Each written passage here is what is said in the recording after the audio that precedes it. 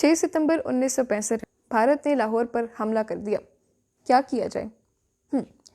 کالی پٹی باندھ کر 1 منٹ کی خاموشی اختیار کی جائے،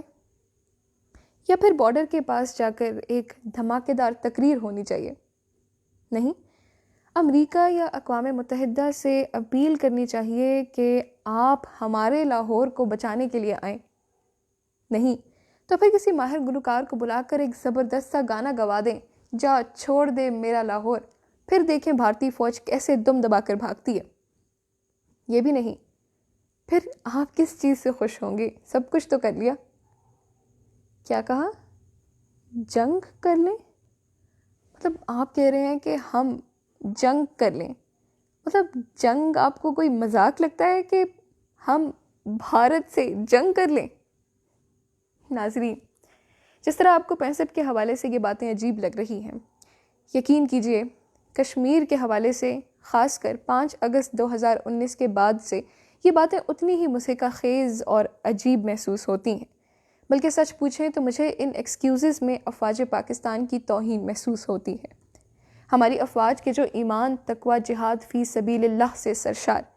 ہماری افواج کے جو ہر لمحہ اللہ کے راستے میں متحرک ہونے کو بے قرار، ہماری افواج کے جنہوں نے 65 میں کمزور معیشت، قرضوں کا دباؤ، ملکی مسائل، سیاسی عدم استحکام اور میدان جنگ میں قلیل وسائل ہونے کے باوجود اپنے سے کئی گنا بڑے دشمن کو تگنی کا ناچ نچا دیا، تو پھر آج انہی افواج کو کشمیر کے لیے کیوں متحرک نہیں کیا جا سکتا؟ آج کے جب بھارت متعدد فرنٹس پر بری طرح پھنسا ہوا ہے، بھارتی افسران اور سپاہی خودکشیاں کر رہے ہیں، بھارت کا مائی باپ امریکہ کرونا اور سیاہ فام تحریکوں کے بعد سے دنیا کی معاشی و فکری قیادت کھو چکا ہے، آج کے جب کشمیر کی تحریک مزاحمت عروج پر ہے اور وہ بار بار لا الہ الا اللہ کا رشتہ یاد دلا کر ہم سے مدد طلب کر رہے ہیں، تو پھر موجودہ قیادت کے پاس کیا جواز بچتا ہے کہ وہ ہماری افواج کو کشمیر جہاد سے روکے رکھے؟ یہ قیادت کہ جو ہماری افواج کی تمام تر قابلیت کو موجودہ استعماری ورلڈ آرڈر کے تحفظ یعنی انگریز کی کھینچی لکیر کے دفاع تک محدود کر دیتی ہے، یہ قیادت کہ جو کبھی اقوام متحدہ کے امن مشنز کے نام پر کفار کے مفادات کو محفوظ کرتی ہے اور کبھی افغانستان میں اپنی موت آپ مرتے امریکہ کو ریسکیو کرنے کے لیے ہماری افواج کا پاک لہو قربان کرتی ہے، اور جب کبھی ناموس مسلمان یا ناموس رسالت صلی اللہ علیہ وسلم یا ناموس قرآن کی بات آئے تو یہ فوج کا نام لیتے بھی شرم کھاتی ہے. کیا ایسی بزدل قیادت افواج پاکستان کے شایان شان ہو سکتی ہے؟ بالکل نہیں.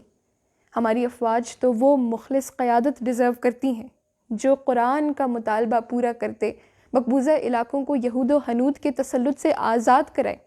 وہ قیادت کے جو صحابہ کرام رضوان اللہ علیہم کی سنت کو زندہ کرتے افواج کے ہاتھوں اسلام کا پیغام پوری دنیا تک پہنچائے. میرے بھائیوں اور بہنوں، ذرا دیر کو تصور کیجئے کہ وہ کیا ہی خوبصورت دن ہوگا جب خلافت دوبارہ قائم ہوگی،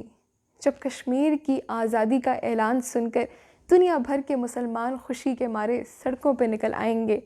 جب امت کی مائیں بہنیں جھولیاں بھر بھر افواج پاکستان کی درازی عمر کے لیے دعائیں کریں گی، جب فلسطین کے بچے بوڑھے خوشی سے پھولے نہ سمائیں گے کہ ہماری فوج آ گئی ہے، جب ہمارے جرنیل ابو عبیدہ بن جراح، سعد بن ابی وقاص اور عمر فاروق رضی اللہ تعالی عنہم کے نقش قدم پر چلتے لا الہ الا اللہ کا پیغام پوری دنیا تک پھیلائیں گے،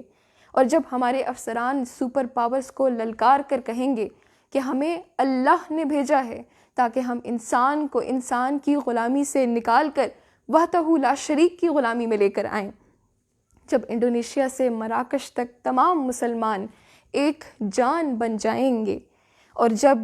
فرانس اور ہالینڈ کے گستاخ شیطان ہمارے نام سے تھر تھرائیں گے اور ہمارے نبی پاک صلی اللہ علیہ وسلم کی شان میں گستاخی کے خیال سے بھی 100 بار کپ کپائیں گے، اور جب ہماری افواج کو فاتح کشمیر، فاتح ہند، فاتح بیت المقدس، محافظ ناموس رسالت کے لقب سے نوازا جائے گا، کیا ہی وہ شاندار دن ہوگا. یقیناً یہی ہمارا یوم دفاع ہوگا اور ہم سب مل کر اللہ کے حضور سجدہ ریز ہو کر اسے بھرپور طریقے سے منائیں گے۔ تو اے افواج پاکستان، پوری امت مسلمہ کو آپ سے امید ہے، ہم سب منتظر ہیں کہ کب آپ رسول اللہ صلی اللہ علیہ وسلم کے مبارک الفاظ کو پورا کریں اور خلافت راشدہ کے دوبارہ قیام کی خوشخبری امت مسلمہ کو سنا دیں۔ کب جامع مسجد سری نگر سے لے کر مسجد اقصیٰ تک آپ کے نعرہ تکبیر اللہ اکبر کی گونج سنائی دے، اور بے شک آپ کی روح کو تسکین اسی وقت ملے گی جب آپ خلافت تلے صلاۃ الفتح ادا کریں گے انشاءاللہ۔